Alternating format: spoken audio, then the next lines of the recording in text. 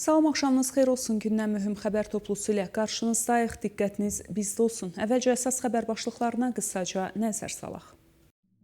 Hava çirkliliyinə görə Şərqi Azərbaycanda tətil elan edildi. Kəlbəcərin işğaldan azad edilməsindən 5 il ötür. İran vətəndaşlarından narkotik alan şəxslər tutuldu. Lavrov Əbu-Dabidə Rusiya-Amerika danışıqları ilə bağlı xəbərləri şərh etdi. Traktor Özbəkistanda qələbə qazandı. İndi isə daha ətraflı. Dünən gecə Şərqi Azərbaycanın Ətraf Mühitin Mühafizəsi İdarəsinin baş direktoru Məhəmməd Hüseyn Həsənzadə Qaradağdakı meşə yanğınının məhdudlaşdırıldığını və vəziyyətin əsasən sabit olduğunu iddia etsə də bu səhər bölgə əhalisi və yerli media sosial mediada şəkillər yayımlayaraq yanğının davam etdiyini bildiriblər.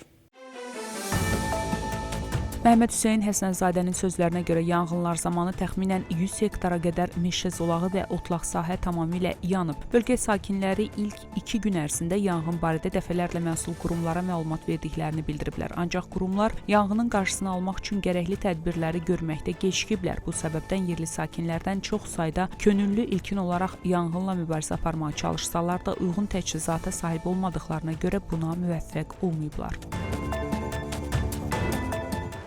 Şərqi Azərbaycan əyalətinin Binab şəhərində hava çirkliliyinin səviyyəsi daha da artıb. Bu haqda yerli media məlumat yayıb. Məlumata görə bugün Binabda hava çirkliliyinin səviyyəsi 294 mikroqram kubmetr olmaqla bütün yaş qrupları üçün təhlükəlidir. Təbrizdə olduğu kimi Binabda da istilik elektrik stansiyasında dizel yanacağından istifadə edilməsi hava çirkliliyinin əsas səbəbidir. Qeyd edək ki, hava çirkliliyinə görə bugün və sabah Binabda daxil olmaqla Şərqi Azərbaycan əyalətinin 8 şəhərində məktəblər, universitetlər və dövlət idarələri tətil elan edib. Hava çirkliliyi səbəbindən bugün və sabah Şərqi Azərbaycanın bir neçə şəhərində təhsil ocaqları və dövlət idarələri tətil elan edib. Bu haqda Şərqi Azərbaycan Valiliyi məlumat yayıb. Məlumata görə noyabrın 25-i və 26-sında Təbriz, Üskü, Azərşəhər, Əcəbşir, Binab, Şəbüstər, Məlikan, Leylan və Mərənd şəhərlərində məktəblər, universitetlər və idarələr fəaliyyətlərini dayandıracaq. Dünənə olan məlumata görə Təbrizdə hava çirkliliyinin səviyyəsi 235 mikroqram kubmetr olmaqla bütün yaş qrupları üçün təhlükəlidir. Bununla yanaşı hava çirkliliyi səbəbindən Qərbi Azərbaycan əyalətinin və Soyuqbulaq şəhərində tətil elan edilib. 10 şəhərdə isə məktəblər, universitetlər və dövlət idarələrinin iş saatı azaldılıb, tətil elan edilib.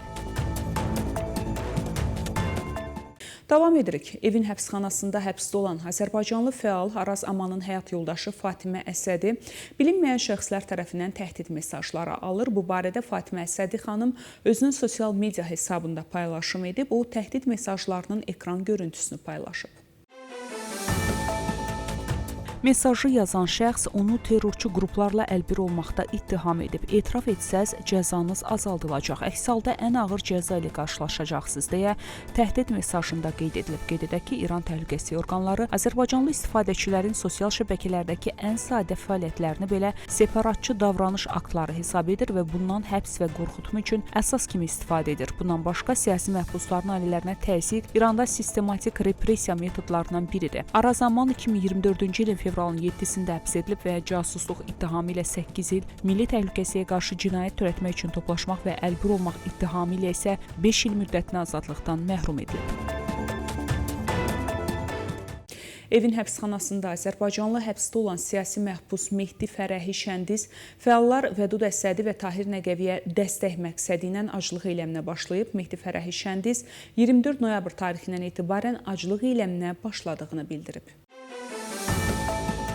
Tehranın evin həbsxanasında Azərbaycan fəallarının eyni vaxtda aclıq eyləmi keçirməsi onların sağlamlıqları ilə bağlı narahatlıqları artırıb. Xatırladaq ki, Vədud Əsədi və Tahir Nəqəvi onlara qarşı ədalətli mühakimə həyata keçirilmədiyi təqdirdə aclıq eyləmini davam etdirəcəklərini bildiriblər. Vətəndaşlıq Qeydiyyatı Təşkilatı Türk adlarına qoyulan qadağaya qarşı etirazları azaltmaq üçün yeni üsula əl atıb. Bir neçə gün əvvələ qədər bütün vətəndaşlar ad seçmə sisteminə daxil olub, istədikləri adın icazə verilən adlar siyahısında olub-olmadığını yoxlaya bilirdilər. İndi isə bu istiqamətdə yeni süni əngəllər yaranıb və xidmət pullu olub.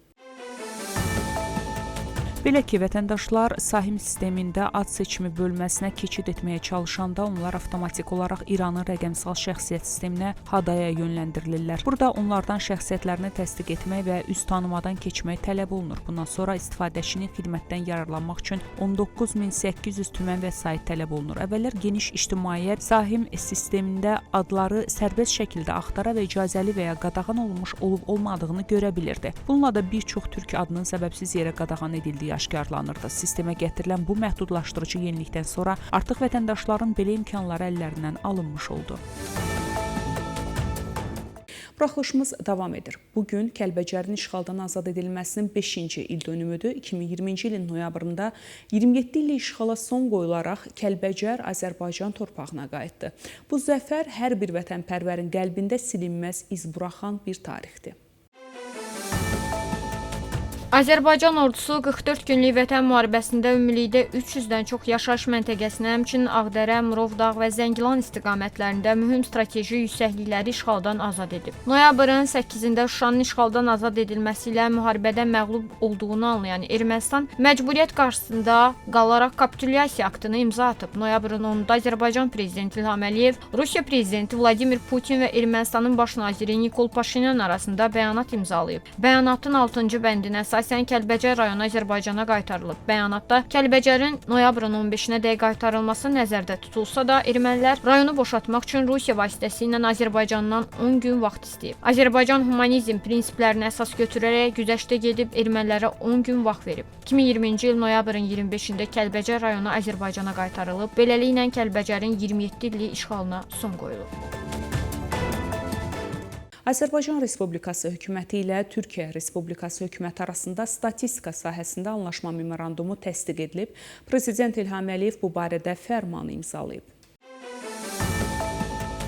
Fərmana əsasən birinci hissədə göstərilən anlaşma memorandumu qüvvəyə mindikdən sonra Azərbaycan Respublikasının Dövlət Statistika Komitəsi onun müddəalarının həyata keçirilməsini təmin etməli. Azərbaycan Respublikasının Xarici İşlər Nazirliyi anlaşma memorandumunun qüvvəyə minməsi üçün zəruri olan dövlət daxili prosedurların yerinə yetirildiyi barədə Türkiyə Respublikası hökumətinə bildiriş göndərməlidir. Qeyd edək ki, memorandum bu ilin oktyabrın 3-də Ankarada imzalanıb. Davam edirik. Baş Narkotiklərlə Mübarizə İdarəsinin növbəti əməliyyatı zamanı 10 kiloqram narkotik vasitə və 2600 ədəd psixotrop tərkibli həb aşkarlanıb. Daxili İşlər Nazirliyinin Baş Narkotiklərlə Mübarizə İdarəsinin əməkdaşları tərəfindən narkotik vasitələrin qanunsuz dövriyyəsinin qarşısının alınması məqsədi ilə əməliyyatlar davam etdirilir. Abşeron və Qaradağ rayonlarında keçirilən növbəti tədbirlər zamanı 23 yaşlı Əkbər Əlizadə və 36 yaşlı Rahib Məmmədov saxlanılıblar. Onlardan 10 kiloqrama yaxın tərkibinə zərərli maddələr əlavə edilmiş marixuana və 2600 ədəd psixotrop tərkibli metadon həb aşkarlanıb. Saxlanılanların şəxsiyyəti istintaqla araşdırılan İran vətəndaşları ilə cinayət əlaqəsinə girərək narkotik əldə etdikləri və satış məqsədi ilə əvvəlcədən təyin olunan nöqtələrə yerləşdirməyi planlaşdırdıqları məlum olub. Dünya gündəmi ilə davam edirik. Rusiyanın Vaşinqtonla daimi əlaqə kanalları var. Bunu Rusiya Xarici İşlər Naziri Sergey Lavrov Əbu-Dabidə Rusiya-Amerika danışıqları ilə bağlı Amerika mediasının xəbərlərini şərh edərkən bildirib. Onun sözlərinə görə Moskva sülh təşəbbüslərini pozmağa yönəlmiş boş-boş söhbətlər etməkdənsə diplomatiya ilə məşğul olmağa üstünlük verir. Lavrov vurğulayıb ki, Rusiya Amerikanı Ukrayna ilə bağlı danışıqlar prosesində tələsdirmir. Biz ümid edirik ki, Amerika Ukrayna və Avropa ilə məsləhətləşmələrini başa vurduqda onlar Moskvaya məlumat verəcəklər. Qeyd edək ki, Amerika mediası Əbu-Dabidə bugün keçiriləcək görüşdə Amerika ordu nazirinin Rusiya rəsmilərinə Ukraynada münaqişənin həlli ilə bağlı qısaldılmış plan təqdim edəcəyi barədə məlumat yayıb. Fransa prezidenti Emmanuel Macron bəyan edib ki, Rusiya Avropa ilə strateji qarşıdurma aparır və bunu hibrid olaraq xarakterizə edib. O bu barədə RTL radiosuna danışıb. Macronun sözlərinə görə Moskvanın fəaliyyətinə informasiya sahəsində təxribatlar, kiberhücumlar, tibbi və informasiya obyektlərinə zərbələr, eləcə də sabitlik pozmaq üçün dronlar və miqrasiya axınlarından istifadə daxildir. O vurğulayıb ki, bu tədbirlər Avropa ölkələrinin mənəvi ruhunu sarsıtmağa yönəlib və Rusiyanın Ukraynadakı hərbi əməliyyatlarını dəstəkləyir. Xəbərlərimiz davam edir. Azərbaycan Milli Elmlər Akademiyası Nizami Gəncəyev adına Ədəbiyyat İnstitutunun Cənubi Azərbaycan Ədəbiyyatı şöbəsi Güney Azərbaycan Ədəbiyyatı və Milli Azadlıq Hərəkatının görkəmli nümayəndələrinin irsini müasir oxucuya çatdırılması istiqamətində fəaliyyətini davam etdirir.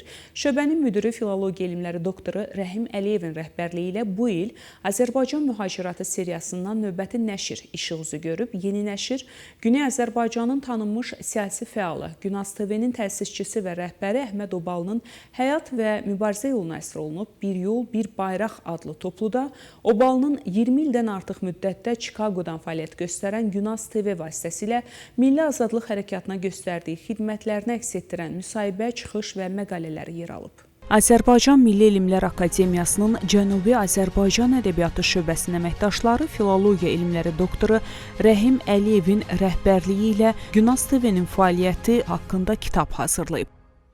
Əhməd Obalı təkcə Cənubda yox, Azərbaycan Respublikasında da çox populyardır.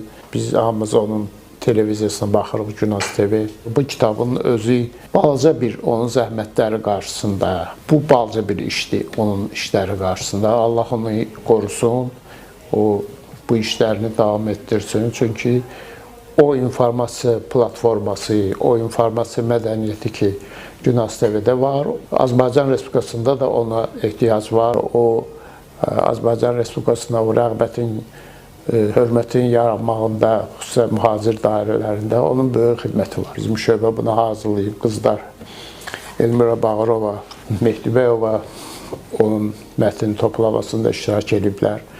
Mən onlara da təşəkkürümü bildirirəm.